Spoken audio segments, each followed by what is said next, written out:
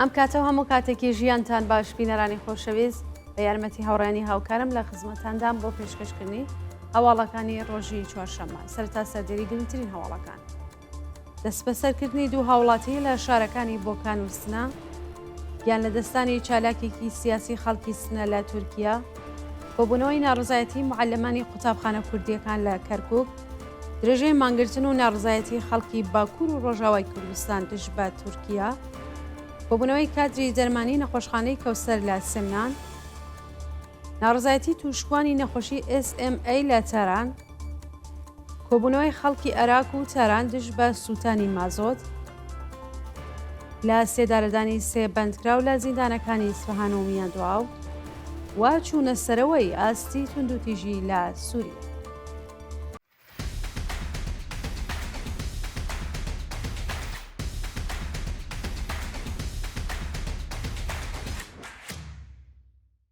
دەست بەسەرکردنی دوو هاوڵاتی لە شارەکانی بۆکان و سنە. ڕۆژی سێشەممە 4 بەفرانباری 1403 دوو هاوڵاتی خەڵکی شارەکانی سنە و بۆکان بە ناوەکانی سوسان ڕازانی و کاوە ئستوبار لەلایەن هێزەکانی حکوومەتەوە دەست بەسەرکران.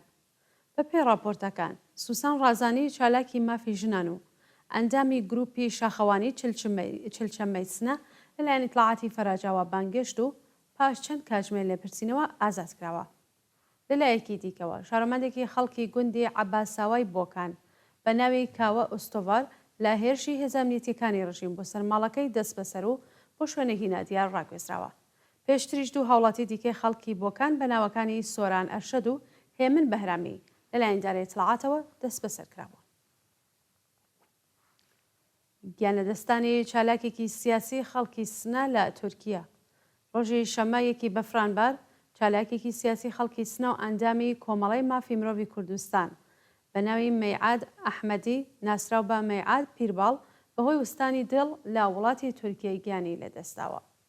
مەیعاد پیرباڵ کار و چالاکیەکانی لە شاری سنە دەست پێ کرد و هاوکار لەگەڵ هێرشی داعش بۆ سەر ڕۆژاوای کوردستان پەیوەست بە شەڕڤارانی ڕێگەی ئازادی بوو. پاش بریندار بوون گەڕایەوە هەرێمی کوردستان و لەوێدا درێژەی بە کار و چالاکیەکانیدا. ئەو چالاکە سیاسیە ماوەیەک لەمەوبەر بە مەبەستی گەیشتن بە شوێنێکی ئامن چووە تورکیا، بەڵام بەهۆی گوشاری دەرونی جەڵتەی دڵ لێدا و گیانی بەخت کردووە. قوربانی بوونی چەندین کەس بەهۆی تەقینەوەی گاز لە بۆکان و زابۆل. ڕۆژی سێشەممە 4 بەفرانبار بەهۆی تەقینەوەی گاز لە شارەکانی بۆکان و زابۆل دوو کەس گیانیان لەدەستا و 12 کەسی دیکەش بریندار بوون. بە پێی زانیاریەکان لە دوو شەقامی بۆکان بەهۆی دزەکردنی گاز تەقینەوە ڕوویداوە. ڕووداوی یەکەم تەنیا زیانی مادی هەبووە، بەڵام لە ڕووداوی دووهەمدا ژنێکی تەمەن 50 ساڵ بە سەختی جەستەی سوتاوە و ئێستا لە نەخۆشخانە لەژێر چاودێری چیڕی پزیشکیدایە. لە شارستانی زابۆل هەروەها تەقینەوەیەک لە ڕستورانێکدا ڕوویدا و بەهۆیەوە دوو کەس گیانیان لەدەستا و 11 کەسی دیکەش بریندار. کۆبوونەوەی ناڕزایەتی معلمانی قوتابخانە کوردیەکان لە کەرکووک. ڕۆژی سێشەممە 4 بەفرانباری 1403 معلمانی شاغڵ لە قوتابخانە کوردیەکانی شاری کەرکووک لە ناڕزایەتی بە نەدانی موچە دەستیان لە کار کێشا و کۆبوونەوە. مامۆستایانی زمانی کوردی لە شاری کەرکووک ماوەی 8 ڕۆژە موچەیان وەرنەگرتووە و لە دۆخێکی سەختدا ژیان بەسەر ئەبەن. معلمانی ناڕازی ڕایانگەیان ماوەی 10 ساڵە موچەیان لە کاتی خۆیدا وەرنەگرتووە و داوا دەکەن لەوە بەدواوە حەقدەستەکانیان لەلایەن دەوڵەتی فیدراڵ عێراقەوە پەرداخت بکرێت. درێژەی مانگرتن و ناڕزایەتی خەڵکی باکوور و ڕۆژاوای کوردستان دژ بە تورکیا. ڕۆژی سێشەممە 4 بەفرانبار کۆمەڵێک لە دانیشتوانی شارەکانی پۆرسوز و نەسیبەین و تربەسپی لە باکوور و ڕۆژاوای کوردستان لە سێ چالاکی جیاجیادا خوازیاری ڕاگررتنی هێرشەکانی تورکیا بۆ سەرکوبانی حەسەکە منبێج و ڕەقەبوون. بە پێی راپۆرتەکان دەیان شارۆمەندی باکووری کوردستان بۆ چەندەمین ڕۆژی بەردەوام لە سنووری کۆبانی مانیان گرتووە و هاوکات دایکانی ئاشتی و چالاکانی سیاسی لە سنووری قامیشلو لە نەسیبەین کۆبوونەوە و خوازیاری کۆتایی هێنان بە سیاسەتە داگیرکاریەکانی تورکیا لە ڕۆژاوای کوردستان بوون. لە شاری تربەسپی ژنانی شۆڕشگەر چەکیان هەڵگرت و پاڵپشتی خۆیان لە هێزەکانی سووریای دموکراتیک دووپات کردەوە و ڕایانگەیان ئامادەن بەرگری لە خاک و سەر و ماڵیان بکەن. شانی باسەکە کۆمەڵێک لە گەنجانی ئەنتەرناسیۆنال لە شاری تورینی ئیتالیاش ڕۆژی ڕابردوو لە بەردەم سەفارەتی تورکیا کۆبوونەوە خوازیاری ڕاگررتنی هێرشەکان بۆ سەر ڕۆژاوای کوردستان و محاکمەی بەرپرسانی دەوڵەتی تورک بە تۆمەتی کوشتنی ڕۆژنامەوانان و دەنگی ئازاد.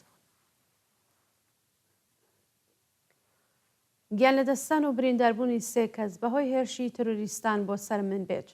ڕۆژی سێشەمە چواری بەفرانبار تروریستانی سەر بە دەوڵەتی تورکیا هێرشیان کرد سەر گوندی جوب تەویل لە نزیک منبێج و منداڵێکیان کوشت و 2 کەسی دیکەیان بریندار کرد. بە پێزانیاریەکان جیهاتیەکانی سەر بە تورکیا هێرشیان کرۆدە سەر ماڵی خێزانێکی کورد و هەوڵی دزینی تراکتۆر و ئۆتۆمبیلی بنەماڵەکەیان داوە، بەڵام لەگەڵ بەرگری ئەنجامانی ئەو بنەماڵە بەرەو ڕۆبوونەتەوە. لە ئەنجامی دەستڕێژی گولەی تروریستان بۆ سەر ئەو بنەماڵە کووردە منداڵێکی تەمەن 12 ساڵ گیانی بەخت بووە و 2 کەسی دیکە بریندار بوو.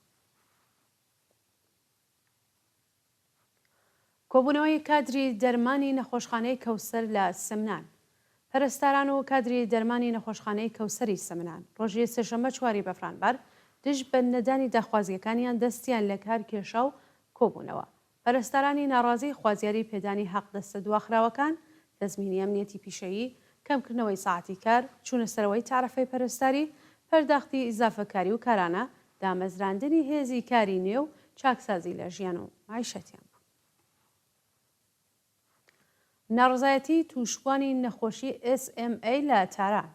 کۆمەڵێک لە تووشبوانی نەخۆشی SMA ڕۆژی سێشەمە چواری بەفرانبار هاوڕێ لەگەڵ بنەماڵەکانیان لە بەردەم وەزارەتی بەهداشتی ڕژیم لە شاری تاران کۆبوونەوە. بەشداربوانی ئەو کۆبوونەوە دژایەتی خۆیان لەگەڵ وەلانانی ئەرزی تەرجیحی بۆ هاوردەکردنی دەرمان بۆ تووشبوانی نەخۆشی تایبەتیەکان نیشاندا و خوازیاری دابینکردنی دەرمان بۆ تووشبوانی نەخۆشی SMA و کەمکردنەوەی نرخی دەرمان بوون. چێکی ئاماژەیەکە نەخۆشی SMA سەرچاوەگرتوو لە کێشەی دەمارەکانی بڕبڕی پشتە و ئەگەر تووشبووی ئەو نەخۆشیە دەرمانی پێویستی پێنەگات هیدی دۆخی تەندروستی خراپتر دەبێت بە جۆرێک کە پاش ماوەیەک بەشێک بە ئەندامانی جەستەی لە کارەکەوێت. کۆبوونەوەی خەڵکی عێراق و تاران دژ بە سووتانی مازۆت. ڕۆژی سێشەمە چواری بەفرانبار کۆمەڵێک لە دانیشتوانی شاری عێراق و ژمارەیەک لە ژینگە دۆستانی شاری تاران لە 2 کۆبوونەوەی جیاجیادا دژایەتی خۆیان لەگەڵ سووتاندنی مازۆت لە وزەخانەکان و پیسبوونی هەوا نیشاندا. بەپێی راپۆرتەکان دەیان شارۆمەندی خەڵکی عێراق بە بەدەستەوەگرتنی پلاگارد و وتنەوەی دروشم خوازیاری کۆتایی هێنان بە سووتاندنی مازۆت لە وزەخانەی شازن بوون. هەروەها کۆمەڵێک لە چالاکانی ژینگەی خەڵکی تاران بە کۆبوونەوە لە بەردەم ڕێکخراوی ژینگە ناڕزایەتی خۆیان لە ئاز سیاسەتەکانی دەوڵەت بۆ قەرەبووکردنەوەی کەمی بەرق و گاز لە ڕێگەی سووتاندنی مازۆت لە وزەخانەکان نیشاندا. لە سێدارەدانی سێ بەندکراو لە زیندانەکانی ئیسفەهان و میاندواو لە ڕۆژانی ڕابردوودا سێ بەندکراو بە تۆمەتی کوشتنی بە ئەن قەست لە بەندیخانەکانی دەستکردی ئیسفەهان و میاندواو لە سێدارەدراون. بەپێی راپۆرتەکان 2 برای بەندکراو بە ناوەکانی عەلی مانیان تەمەن 27 ساڵ و جاسم مانیان تەمەن 31 ساڵ کە 2 ساڵ لەمەوبەر بە تۆمەتی کوشتنی بە ئەن قەست دەست بەسەرکرابوون لە زیندانی دەستکردی ئیسفەهان لە سێدارە دراون. هەروەها بەندکراوێتی کە بە ناوی ڕامین کەبیری تەمەن 40 ساڵ و خەڵکی ساین قەڵا بە تۆمەتی کوشتنی بە ئەن قەست لە بەندیخانەی میاندواو ئەعدام کراوە. چوونەسەرەوەی ئاستی تونند و تیژی لە سووریا بەپێی راپۆرتی ڕوانگەی سووری بۆ مافەکانی مرۆڤ پاش ڕووخانی بەشار ئەسەد و بەدەسەڵات گەیشتنی تەحریرۆلشام لە سووریا ئاستی تونند و تیژی لە وڵاتە چووەتە سەرەوە و لە ڕۆژانی ڕابردوودا دەیان کەس لەسەر شەقامی شارەکانی ئەو وڵاتە کوژراوە.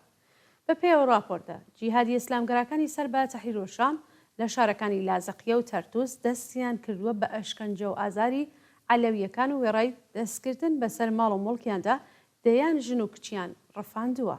هەروەها ژمارەیەک لە سەربازان و کارمەندانی ڕژیمی پێشوو لە شارەکانی حۆمس، حەما و دەمێشق تیرباران و لە سێدارە دراون.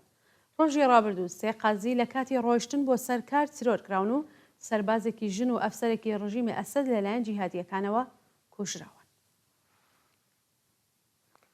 و دو هەواڵمان سەبارەتە بە بەردەوامبوونی هێرشەکانی رووسیا بۆ سەر ئۆکراین. ڕۆژی سێشەممە 4 بەفرانبار ئەرتشی رووسیا هێرشێکی گەورەی کردە سەر شارەکانی ئوکراین و وا بەهۆیەوە کەسێک گیانی لەدەستا و 11 کەسی مەدەنی بریندار بوون.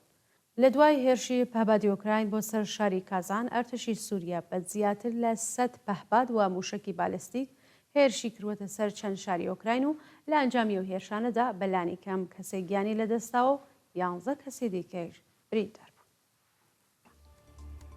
بەڵێ بینەرانی خۆشەویست هەواڵەکانی ڕۆژی چوارشەممەتان پێشکەشکرا. هەر شەمەشی.